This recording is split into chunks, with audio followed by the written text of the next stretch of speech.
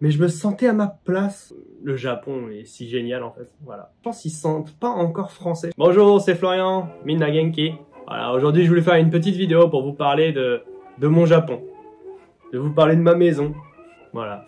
C'est faire une petite vidéo pour vous parler de ça et de vous dire pourquoi je me sens tant chez moi en fait à Kyoto, au Japon. Voilà, chez moi, même dans les rues, que ce soit voilà, aux alentours, que ce soit...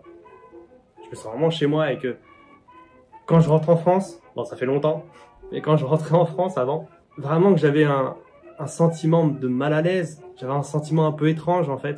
Et voilà, vous expliquer pourquoi en fait, ce qui va pas en fait en France, ce qui fait que je me sens pas bien maintenant encore en France, et pourquoi en fait le Japon est si génial en fait, voilà. J'ai déjà fait des vidéos en fait, des différences entre la France et le Japon, et cette fois voilà, je voulais vraiment aussi parler plus à l'intérieur et vraiment vous parler d'un sentiment, d'un ressenti quoi. Il y a aussi voilà, beaucoup de choses en France qui sont vraiment géniales, il y a des points en France que j'adore, et voilà, juste je voulais pas vous faire penser que j'étais un anti-français, un anti-France, c'est pas clair.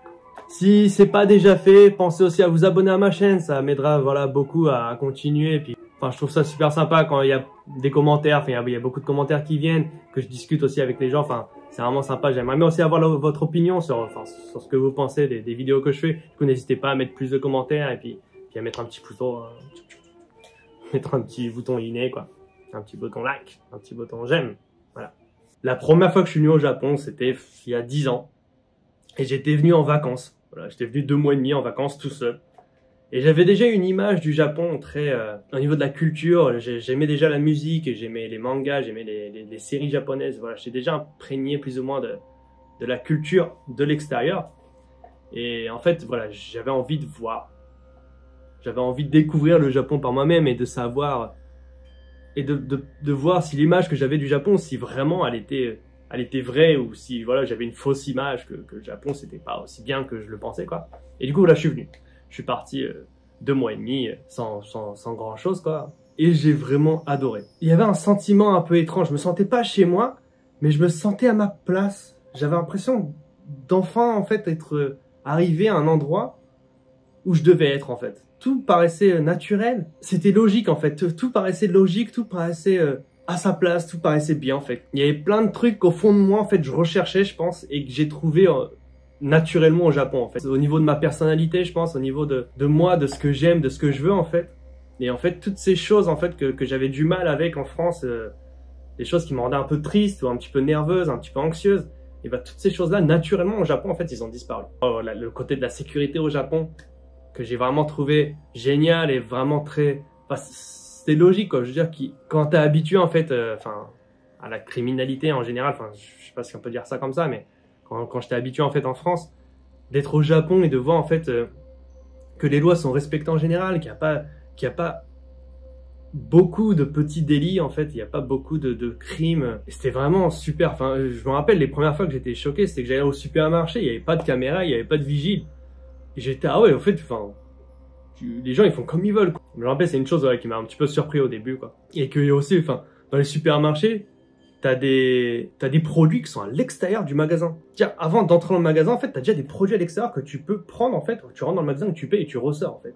Et du coup, là, c'est la sécurité en général que je trouvais super. Et il y avait d'autres petits détails, genre quand j'étais parti prendre le train ou quand t'allais dans une ligne d'attente, et ben en fait, tout le monde, en fait, attendait dans les lignes d'attente proprement, sans se bousculer, sans passer devant les autres ou sans être bruyant. Enfin, c'est logique en fait, c'est que tu fais la queue en fait pour entrer, que t'attends ton tour en fait, c'est logique, mais c'est des choses qu'on n'a pas en France. Enfin, c'est vraiment le bazar de ce côté-là. Enfin, t'attends pour prendre le bus, tout le monde veut passer devant, tout le monde veut être le premier, tout le monde, enfin, ne pense vraiment qu'à soi. Et les Français, je pense, ils ont une espèce, il y a quelque part une espèce de fierté de ce niveau-là d'être le premier en fait, de ne pas avoir respecté les lois et d'être passé en premier, d'être arrivé en premier.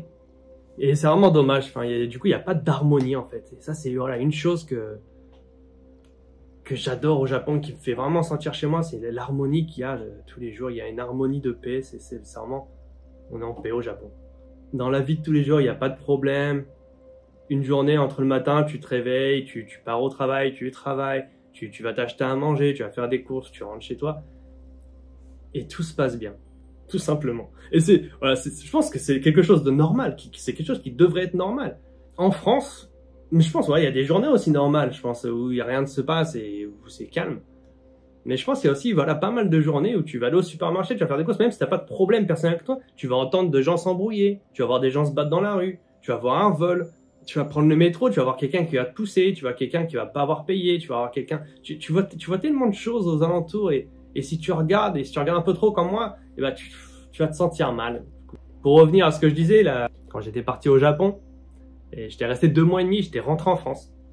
J'étais rentré en France et j'avais fini mes vacances. Et j'étais content de rentrer en France parce que j'étais content de rentrer en France et de partager en fait ce que j'avais vécu au Japon. Ma vision en général, tout avait changé. Vraiment, j'avais vraiment changé. Moi aussi, j'avais changé. Pas encore complètement, mais j'avais vraiment pris une grosse claque dans la tronche quand j'étais parti au Japon la première fois et je m'étais remis en question moi-même sur plein de choses que je croyais, sur plein de choses que je pensais vraies, que je pensais logiques.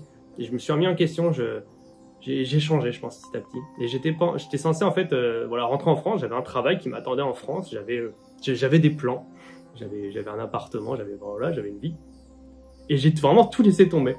Je suis rentré en France et je crois, après 1 mois et demi, je suis reparti au Japon, en fait. Pour cette fois, j'étais parti en working holiday. C'était pour travailler. C'était 1 an.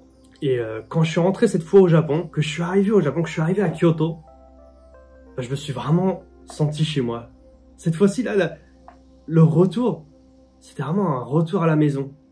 Je me sentais vraiment bien et c'était un bon sentiment, quoi. Et même pas, en fait, dans une maison en particulier, c'était vraiment même dans la rue à Kyoto. Je me rappelle, c'était Palais Telamachi. Et ben, je me sentais vraiment chez moi, quoi. Et j'ai adoré ce sentiment et j'adore encore ce sentiment. Le Japon, c'est vraiment, enfin, c'est ma maison. Je me sens bien. Là, ça fait 8 ans que je suis pas rentré en France. La France a changé, je pense. Les gros événements qu'il y a eu, bon, il y a eu un nouveau président, il y a eu Macron. Je pense qu'il y a eu beaucoup, en fait, d'immigration, en fait, je pense, en France, entre deux. La France, à la base, bon, moi, la France que j'ai grandi, c'est une France mixée. C'est une France où on est mélangé. Il y a beaucoup de cultures. Il y a beaucoup de personnes différentes de différents pays. Et moi, enfin, c'est la France que je connais. C'est la France que je connais. Mais c'est vrai que je pense qu'il y a aussi ce point-là, il y a beaucoup de différentes cultures en France. C'est un des problèmes qui fait qu'on a du mal à être un, en fait, en France. On a du mal à devenir un pays parce qu'il y a beaucoup de pays différents.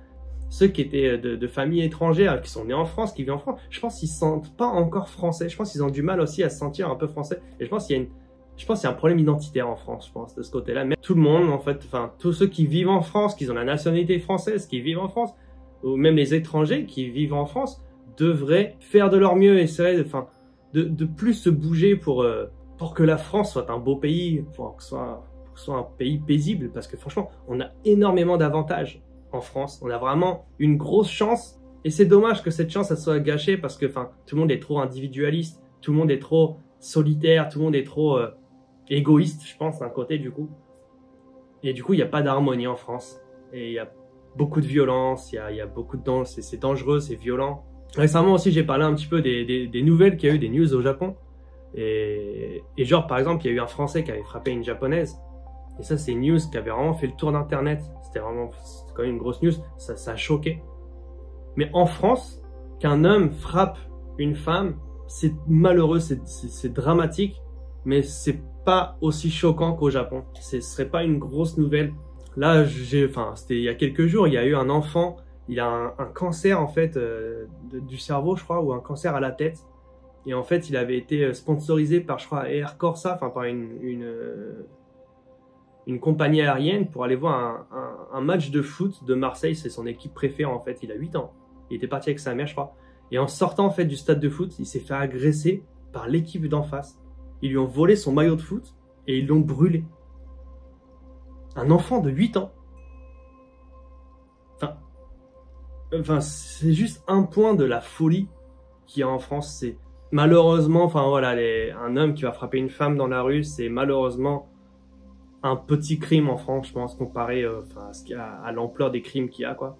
Il y a aussi les manifestations en France. En ce moment, enfin, il y a beaucoup de manifestations. Il y a une France qui est en train de changer ou qui essaie de changer. Du coup, là, c'est aussi un point, c'est que ce que le gouvernement va décider, les Français ne vont pas l'accepter, en fait, et les Français ne veulent. Là, en ce moment, les manifestations, c'est parce que les Français ne veulent pas travailler plus. Et en fait, il y a la retraite en France qui s'est étendue. Et en fait, les Français ne veulent, enfin, une partie des Français ne veut pas en fait travailler plus en fait.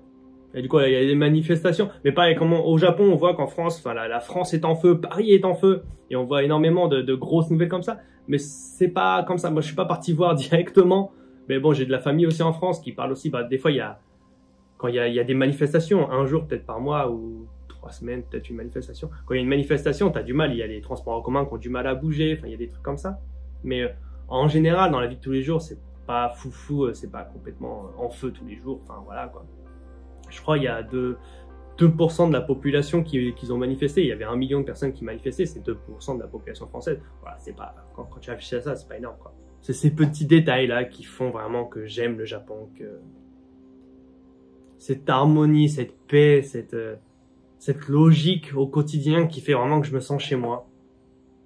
Bon, du coup, merci pour ceux qui regardent les vidéos et puis, enfin, ceux qui sont toujours pas abonnés à la chaîne, bah abonnez-vous, ça serait sympa, quoi.